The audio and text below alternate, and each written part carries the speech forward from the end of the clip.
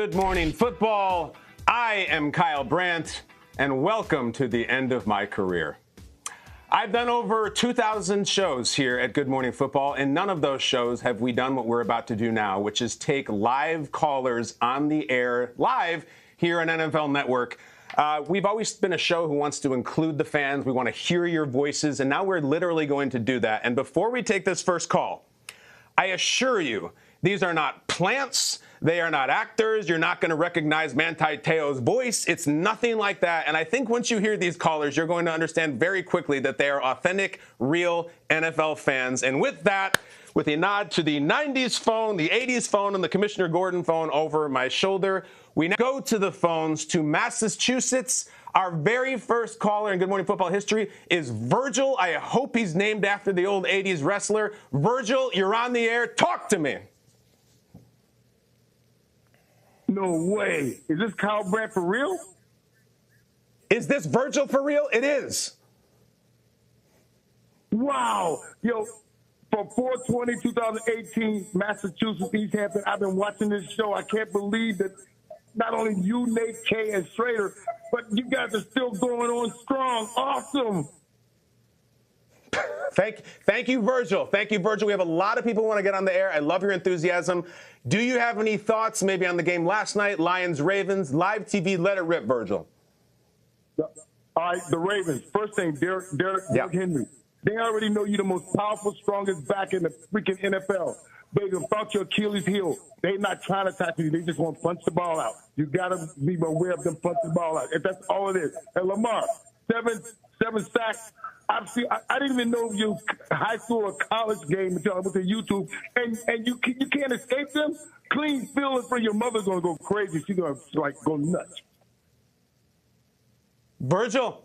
Sorry, Kyle. I'll take it. I love you, my man. I wish you luck. We had a lot of things there. We had Peter Schrader reference. We had almost an F-bomb emergency, but he kept it clean, and we had a cool, coherent take on the Ravens. Listen, the Ravens play the Chiefs next week in Arrowhead. If you don't think the Sark defense is going to be ripping the ball from Derrick Henry every single chance they get, that is 3 games in a row. Guys, we have a successful caller. Thanks for joining us. We'll see it. No, we got more. I just want to remind before we get next caller. Thank you, Virgil. Virgil's still on? Thank you, Virgil. I appreciate you. Before we get to the next caller, I just want to point out last segment that Tom Pelissero, one of the faces of this media group, a very erudite newsman, referred to our potential callers in this segment as, quote, random weirdos. Take that Virgil call, Pelissero. That was an Emmy winner, and it's only going to get better. Let's go to Florida, the state of Florida. It's just a wide open net. Christian, you're on the air. Talk to me, Christian. I want to wish all of you a good morning. Good morning to NFL Network. Yep. You, Kyle, absolutely amazing. Rest of the GMFB team. I'm a huge Patriots fan from Tampa, Florida. I'm hoping to do a good enough job like Virgil did, that the segment sticks around. I want to shout out my dad. Him and I love your Angry Run segment. Jonathan Taylor looked good this morning when you were showing him off. I think that grit, though, from Javonte Williams should have gotten it. Because that run, I know it was only 2 yards, but that power he showed on against the Bears there, crazy. All right, so let me shed a little light here. Hold on a sec, Christian. Hold on. I've worked in radio for a long time before I did this. There's a time-honored tradition with callers in radio in which they do a rope-a-dope, in which they call and they want to say something and they want to talk about the Patriots. But then they wait on hold and they change their take and they're like, no, this is much better. So, Christian, I love you. I love your dad. What's your dad's name, Christian, and what's your take on the Patriots? My dad's name is also Christian, funnily enough. And my take on the Patriots is that we're finally exciting again. Why aren't we playing one of the most exciting players on our team in Travion Henderson? It's a great question, and I know every Pats fan is saying the same thing. They're saying, I thought Drake was going to be a little bit better, and why did we get Henderson? He's electric. Let's let him go. It's a great question for Mike Brable, too. You are sitting there at 1-2. You have the Panthers this week. You have lightning in a bottle in the backfield. Christian, I feel you, and if you're not going to – oh, we even got videotape. This is television, not radio. All right, so you get a little taste of Henderson against the Raiders, but it's time. It's time to take the training wheels off. It's time to take the diapers off, whatever it is, because you know what he's doing in these clips, Christian? He's not fumbling the ball. So basically, you could pull someone out of Foxborough High School who doesn't fumble the ball, and it will be an improvement over the Patriots last week. Christian, as far as I'm concerned, this segment's going great. Take that, haters. Guess what? We're staying in Florida next, and I'm always intrigued by a gentleman named Bruce. Bruce, you must be of a certain age. There's no one under 50 years old named Bruce. Bruce, I'm going to get personal with you. What do you want to talk about, and what is your age? How old are you, Bruce? Good morning, Kyle Brandt, 67 years young from Long Island. I knew it! Bringing it every day like you guys. Here's Bruce, I love you. You got to talk Cowboys right now, buddy. They just got hammered against Soldier Field. Do your Bruce thing and let it rip. You got it. You got it. I grew up on Long Island, New York. I saw Bullet Bob Hayes catch a 90-yard bomb from Don Meredith. That's my team. Grew up on Long Island, took all the crap from Giants and Jets fans. But if we can get rid of Jerry Jones as a GM, we'd be all right. Okay. They should have beat the Eagles. We did come back against the Giants, even with all our stupid play. We should have beat Chicago. They played better, but Dak threw a couple of picks. We lost our couple of CD. If we, again, like you, September now is our preseason. It's going to be better. Wait October, November. I like Brian's shot. I like his energy. We got a running game again. Surprise, surprise. We got Pickens. We have the defense once we get our act together. But I want to see your take on it. I love that Cleveland beat Green Bay, which is good for the league. The Rams should have beat the Eagles. Everybody's beatable, and it's only week 4 coming up. Strap on your fasten your seatbelts. Kyle, I love what you do. I like when you punk Seth Rollins with your fake injury. I'm a diehard wrestling fan, too. Go. Bruce, great call. Rack 'em. Rack 'em. That was coherent. It was insightful. He broke down the league. He was passionate, albeit delusional, about the Cowboys. Bruce, you almost lost me when you started your call with, we just got to get rid of Jerry Jones as GM. Bruce, that's not going to happen, my friend. You know it. I know it. Listen, there's a lot of people in this country who would like to get rid of a lot of leaders. It's not going to happen, okay? Bruce, I love you. Rackham, great call. I wish we could give you a gift card or something, but we can't. However, what we can give you to the people is more calls. Let's get hot now. Here we go. Let's go to Ronnie. Ronnie in Ohio on the Bengals. Ronnie, you must have a lot to say because that was really a disaster last week. You're on the air, Ronnie. Go. Oh, man. First of all, Cal, much respect to you. How you doing?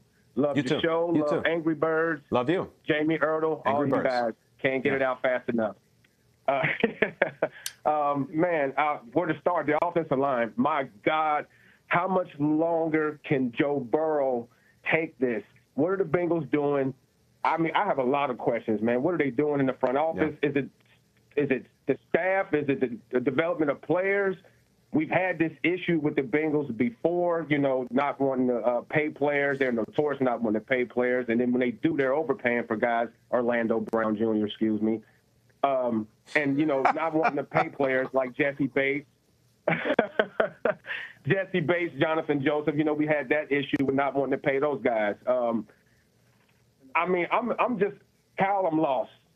I'm lost here what the Bengals are doing. I have no idea what's going on here. Ronnie, I hear you. I hear you. And more than that, I feel you. I really feel we could just undo the box score of what Ronnie just did. We had an Orlando Brown Jr. referenced. He referenced our segment we do here at Angry Birds, where I go up on the roof and I take the birds in a slingshot and I fire them at these green pigs. It's a wonderful segment. Ronnie, I love you, and I really feel like you must be lost right now because even after the Burrow injury, there was, this Jake Browning, maybe we can do it. Okay. And you said, what are we spending our money on? Well, you're spending a lot of money. You're spending money on wide receivers and quarterbacks. None of them block. So you only have so much pizza if you're the Bengals, and you gave about 3/4 of it to 2 wideouts and a running back. So you know this, Ronnie. The plan was, I guess we're just going to score 40 points a game, and then lightning strikes in this play, and I hate seeing this video. But, Ronnie, I have to tell you, good call. You're passionate. You know what? You're nervous? So am I, Ronnie. I think I'm the most nervous person in this segment. But I got to go. I got to get to Seth. Let's hang up on Ronnie. It was great. If this is Seth Rollins, I'm going to be highly amused. There's not a ton of Seths, but we found one in Arizona. He likes the Chargers, and he has a question about Justin Herbert. Seth, hit a home run for me. Hey, Kyle Brandt, how's it going? It's good, man. It's always the first rule of radio as a caller. You want to make sure to say, how are you doing? How's it going? We set the table with that, and then we get to the take, Seth. I cannot wait to hear it. Where are you going with this? All right, I just want to let you guys know Justin Herbert has been a top 5 quarterback since his inception in the league. Okay. Inception. Okay.